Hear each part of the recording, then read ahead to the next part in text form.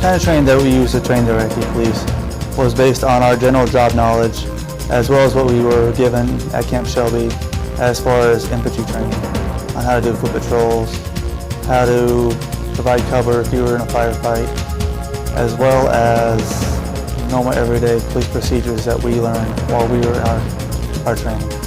I believe that our mission in Iraq helped out tremendously with what we're trying to achieve in Iraq. By us trying to set up the police stations to be able to stand up on their own will enable us to back out of Iraq and have an Iraqi police force be self-sufficient without our help.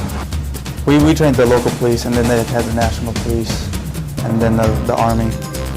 So everyday missions considered or comprised of the local police and what they were doing. We were an Air Force squadron, but we belonged to an Army brigade. Under the Army brigade, we would do our mission, which was to train the Iraqi police. That's good.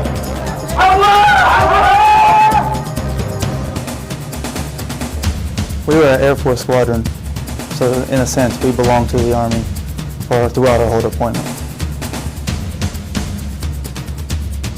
Once they get recruited, they go to the police academy. Learn the basics of how to be an Iraqi police officer. Once they do that, they would go back to the mahallas, their neighborhoods, and the police station that was in their mahalla to work, so they police their own. From there, if there was coalition forces there to help them, we would train them furthermore or assist them in learning how to do their job more proficiently. The Army trained us on what they would train on before they deployed. Hand-to-hand combat, IEDs, convoys, all that essential stuff. But once we got to Iraq, we really didn't use our training. We had to pick up and go as we went along. They didn't train us how to deal with the police stations as they were at the time. So in a sense, we learned as we went and did what we could as we went along as well. Our mission essentially was to help the Iraqi force stand up on their own once we left. We wanted them to be able to do what we did without us there, as far as them stand up on their own, police their own, do everything we trained them to do without us being there. And doing searching and handcuffing, conducting checkpoint checks, being a self-efficient police station without our help.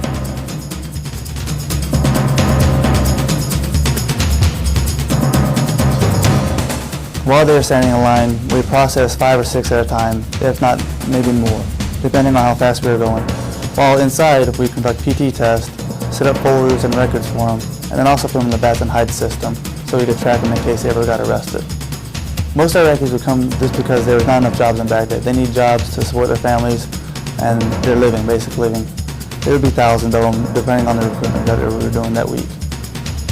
As far as background, we couldn't do too much background because there's no computer system like they have in the United States. We had bats and hides though, which we'd process their information by taking fingerprints of their fingers and then pupil shots of their eyes. And then we compare this to anything if they got arrested again. But it did just take basic information, their name, where they were born, and what mahalla neighborhood they lived in at the current time. For foot patrols, we would train them how to walk in formation, what to look out for, how far to be in between each other. That way they wouldn't cluster up in case something did happen and we'd have mass casualties as a one, instead of just having 1 or 2 people get down or get hurt. As far as foot patrols, we would do foot patrols depending on the day, depending on what the mission was that day.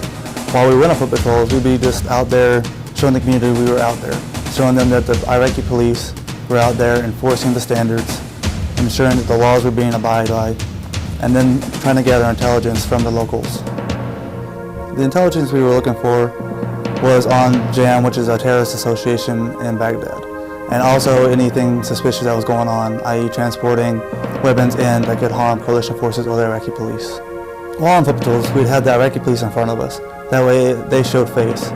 They showed us in the back just as a backup force in case they needed us. We essentially wanted them to be the face of us, them doing the work, them showing the Iraqi people that they could do it on their own.